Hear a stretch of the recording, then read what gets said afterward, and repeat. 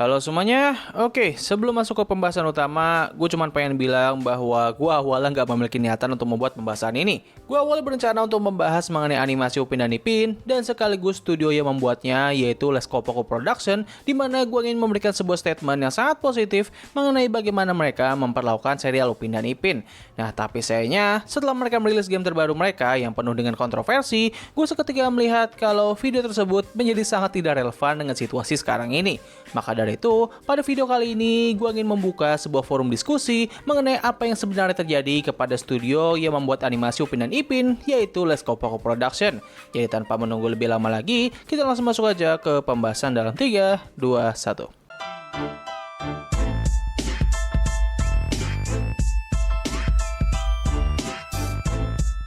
Nah, seperti yang kita tahu, Les Kopoko Production sendiri merupakan salah satu studio animasi atau perusahaan asal Malaysia yang memiliki peran yang sangat besar bagi kemajuan negara tersebut. Tidak hanya mereka telah menciptakan sebuah IP yang sangat besar dan sukses, mereka juga bisa dikatakan sebagai pelopor dari kemajuan sektor animasi di negara tersebut. Kemunculan dan sekaligus kesuksesan dari animasi Upin dan Ipin merupakan titik poin di mana negara ini akhirnya dikenal karena industri animasinya yang sangat maju. Nah, dengan background seperti ini, tidak heran kalau studio Les Kopoko Production akhirnya menjadi salah satu perusahaan yang cukup terpandang dan sekaligus menjadi kebanggaan bagi warga Malaysia. Nah, tapi sayangnya, itu semua sepertinya sudah tidak berlaku sekarang ini. Reputasi dari studio ini sudah tidak sebaik dulu lagi karena ada banyak orang yang mulai memandang studio ini dengan pandangan yang negatif. Salah satu faktor yang melatar belakangi masalah ini adalah bagaimana mereka memiliki IP Upin dan Ipin. Banyak orang berpendapat kalau ini merupakan bentuk keserakahan yang membuat studio ini tidak jauh berbeda dengan apa yang dilakukan oleh Nickelodeon kepada serial SpongeBob. Tidak hanya ini membuat mereka mulai mengabaikan beberapa IP yang telah mereka buat dulu, tetapi hal ini juga sekaligus membuat kualitas dari animasi yang mereka milking akhirnya menjadi semakin buruk. Banyak orang berpendapat kalau kualitas dari serial Upin dan Ipin sekarang ini sudah tidak sebagus seperti dulu. Jokesnya terlalu cringe, ceritanya sangat tidak seru, animasinya menjadi terlihat aneh, dan masih banyak lagi. Gue pribadi sudah pernah menyinggung mengenai topik ini, jadi buat kalian yang tertarik mengenai topik tersebut, kalian bisa cek aja video gue yang ini.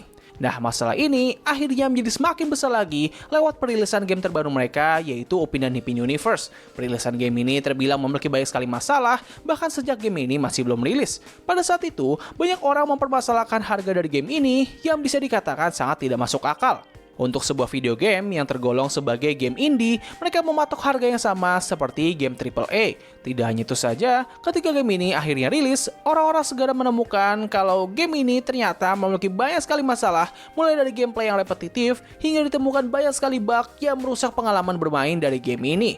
Ini jelas sangatlah bermasalah, karena untuk sebuah video game yang dinyatakan telah rilis full, serta memiliki harga yang sangat mahal, game ini terlihat seperti masih belum selesai. Nah, puncak dari semua masalah ini adalah ketika ada beberapa streamer yang memainkan game tersebut, namun video mereka malah diklaim hak cipta oleh pembuat dari game itu.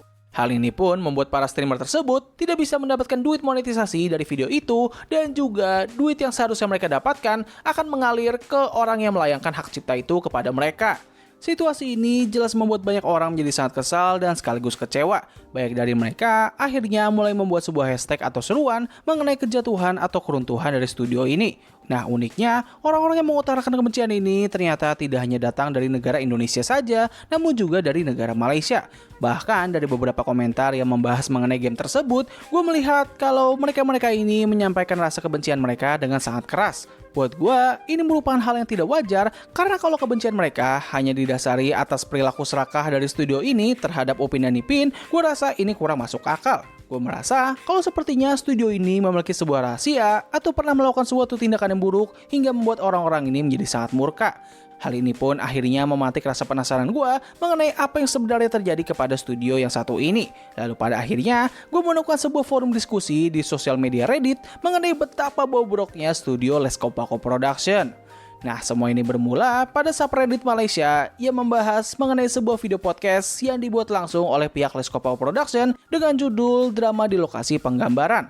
Pada video yang berdurasi 1 jaman ini, terdapat 4 sosok penting yang bekerja di perusahaan tersebut, di mana mereka membicarakan mengenai drama-drama yang terjadi di perusahaan mereka, mulai dari masalah gaji dan bonus, waktu cuti, keterlambatan, dan masih banyak lagi. Jujur aja, gue pribadi belum nonton video itu secara full, jadinya gue nggak bisa memberikan kesaksian yang pasti mengenai isi dari video tersebut. Namun, melihat dari respon orang-orang di kolom komentar, serta di berbagai platform sosial media yang membahas video itu, mereka menyebutkan kalau video tersebut sangatlah tidak pantas karena video itu hanya berisikan hinaan dan juga olok-olokan yang dilontarkan oleh para karyawan senior kepada para karyawan junior yang ada di sana. Terlepas dari benar atau tidaknya pernyataan barusan, namun dari judul dan juga konsep video ini saja, kita semua seharusnya bisa setuju bahwa ini adalah video yang tidak etis dan sangat tidak profesional. Kayak, ayolah, rasanya aneh aja nggak sih apabila kita membicarakan soal drama kantor di halayak publik, apalagi sampai menjadikan ini sebagai sebuah konten podcast. Like, bro, what were they thinking? Kalau video tersebut membahas mengenai drama yang terjadi antara mereka berempat saja, gue rasa itu masih oke lah gitu. Karena gue melihat ada beberapa perusahaan media yang melakukan hal yang serupa. Nah, tapi kalau membicarakan mengenai pihak yang tidak ada di sana dengan isi yang bersifat negatif, gue rasa ini sangat tidak pantas aja nggak sih? Kejadian ini jelas memicu kemarahan dari para warga internet di sana, dan dari sinilah orang-orang akhirnya mulai mengutarakan betapa buruknya perusahaan tersebut.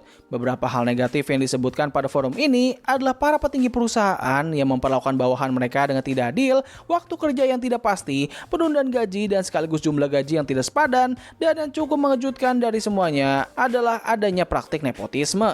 Ya, sebenarnya masalah-masalah ini merupakan hal yang cukup sering terjadi dalam industri animasi, namun kita tentunya tidak boleh menganggap ini sebagai hal yang normal.